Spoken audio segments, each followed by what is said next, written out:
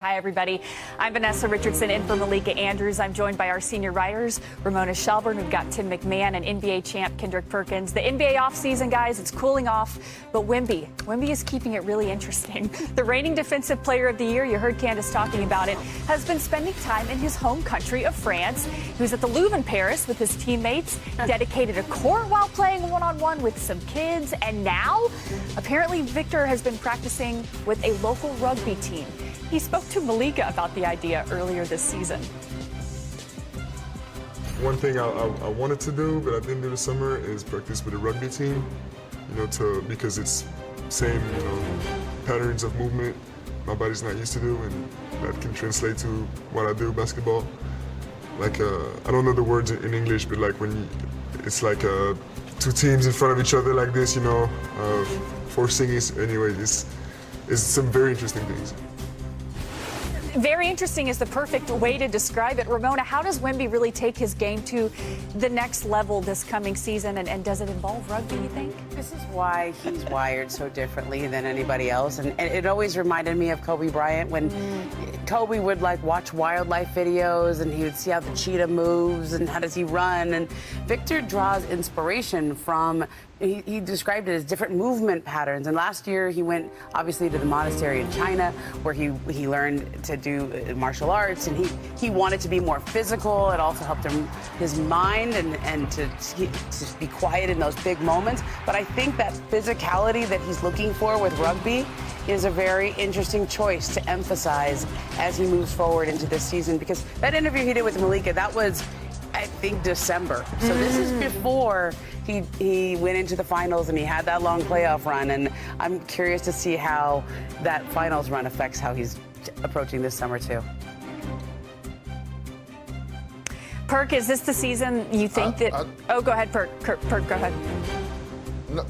Well, I mean, my biggest thing with Wemby is always for him to remember that he's a big man first with guard skills. And, I would love to see more of him on the low block, mid-post area, actually getting a signature go-to move, actually being able to play with his back to the basket more, where he's taking up space, where he's, pounding guys down low. He got a lot better at it last year, but I would love to see more of it. Think about it. All the great players around the league have a post-up game. It don't matter if you're 7 foot or 7'5".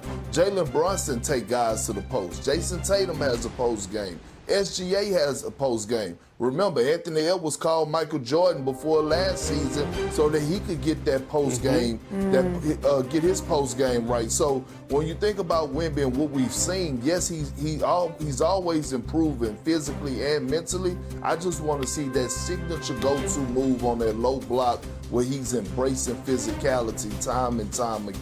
And Perk, as you mentioned, he did make some real progress in that department last year.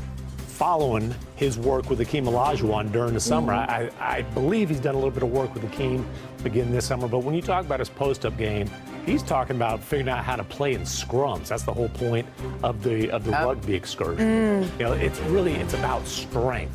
To be a dominant post player, he's got to be able to get to his spot, not let people bump him off his spot. That's about work in the weight room. And I've gotten a glimpse of his post-game workouts. If he's attacking the weights as hard as he is post-game, I can only imagine what he's doing in the summer. But this is a guy, it's a really unique blend of being extremely serious and extremely curious. Everything is plotted out. And this is, the rugby stuff, the monk thing last year, the monk excursion, it's all just an example of this guy wanting to be the best player in NBA history and looking to turn over every possible stone, while also, let's be honest, trying to keep himself mentally stimulated. Yeah. Perk, is this the season Victor, you think, becomes the best player in the NBA? I mean, I thought he was already there, to be honest with you. But I think, yes, I think, and the crazy thing is he actually wants to be the best player. It's a thing for us to want it for him, but he wants to be the best player. Every single night he steps on the floor, it don't matter who he's going against, he wants to be the best player. Now, in order to be the best player, you got to win the NBA championship. That's just usually how it goes. You got to be the one standing alone at the mountaintop, but he embraces everything about that. And again, the league is in good hands. I believe right now he is one of the faces of the NBA. I don't think we're going to have a face of the NBA, but he is one of the faces of the NBA. Yeah, is this a season that he eliminates any doubt that he's the best player? Look, he came 3 wins shy of doing that last season. They got knocked out in 5, so he can't stake that claim. But he's got a case already, and what's scary is he's just at the launching point of his career. He's just scratching the surface, Ramona, of his potential. I think he is already too because of how good he is on both sides of the ball. I mean, Jokic, I would say offensively, SGA, but on both sides of the ball, he's the best. Yep. Definitely loves to play defense. All right, still to come on NBA Today, GM Mike Dunleavy had some shock. Well, we're a month and a half into the offseason, and the Warriors are one of 4 teams to not acquire any active NBA players, which of course excludes rookies from the draft. That's on the heels of an important extension date for Steph Curry, as the 4-time champ is eligible as of August 29th to sign a 2-year, $136.7 million extension with the Dubs. General Manager Mike Dunleavy spoke a few days ago on Steph's future. I'm pretty confident Steph will finish his career here, but ultimately it's his call, his decision. Whether that's allowing his contract to run out and move on, or look, if he comes to me and wants to be moved, Joe and I will talk it through. We wouldn't love it, but he's earned the right to do where he wants to do those things. So, but as far as the messaging or any idea that he would be anywhere else, that's not a thing we're looking at or he's looking at. I wish you guys could have seen Ramona's face when he was saying all of that. If he wants to be moved, we'll move it. Obviously, people on X and social media started conspiracy theories. Tim, what do you make of it? I just don't understand why the general manager put that out in the air. I don't think this was some well thought out point that Mike Dunleavy was making. I think he was just speaking and not thinking, to be honest with you. If you're going to talk about trading or having a not just a superstar, a legend, an icon, talking about moving on from him, doesn't Steph need to be the one to start that conversation? Why is the general manager putting that out in the air and putting Steph in a position where what do you think he's going to be bombarded with on media day? Questions about this. Look, as somebody who often talks too much and needs to be told by the producer in my ear to rap, I empathize, right? I understand, but happens to all of us, can't Ramona. do that. The way he said it was like he just kept going too, and he was trying to dismount, oh, maybe I shouldn't go there. Nobody's trading Steph Curry. Steph's not asking to be traded. He's going to sign an extension. The Warriors have 6 of their 7 next first-round draft picks, and the one that they don't fully have, they have up to 1 to 20. They're in pretty good position going forward.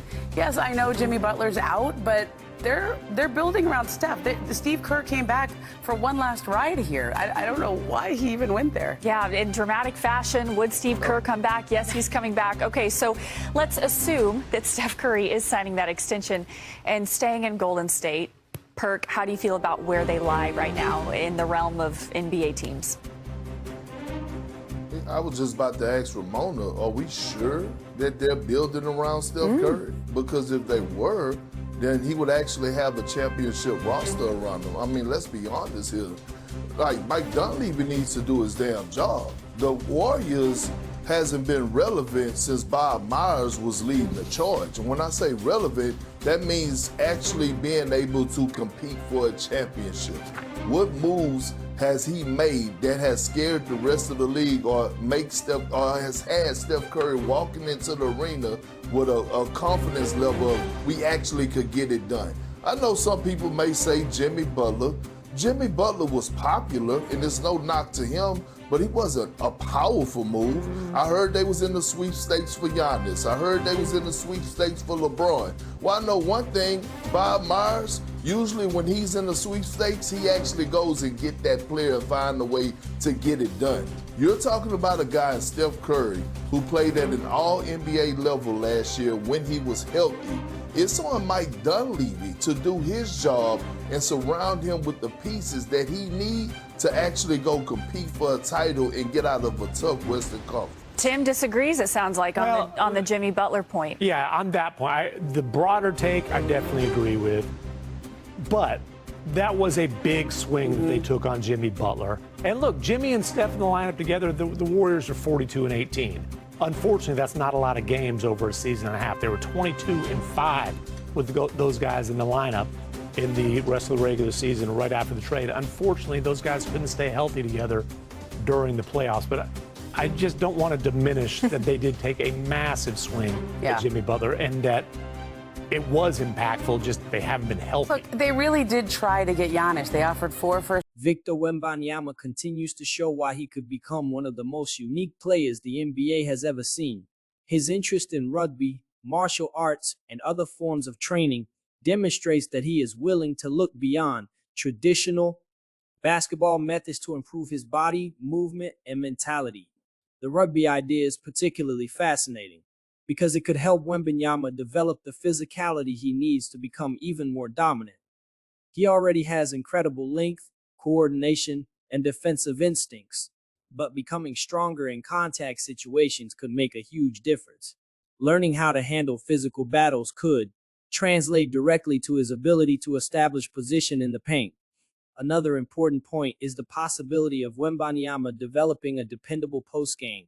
He already possesses an unusual combination of size and perimeter skills, but having a consistent low post move would give defenses another major problem if opponents have to respect his shooting, drives, defense, and post scoring. There may be no obvious way to limit him. The debate over whether he can become the NBA's best player also feels justified. Wembanyama already impacts games on both ends of the court, and his ceiling is still difficult to define. The biggest step remaining may be turning his individual brilliance into sustained team success and eventually winning a championship. The Warriors portion of the discussion shows how different the situation is for Stephen Curry. Curry still appears committed to Golden State, but the organization has to make sure that loyalty does not become a wasted opportunity. His remaining years as an elite player are limited, so the front office needs to be aggressive when opportunities to improve the roster appear.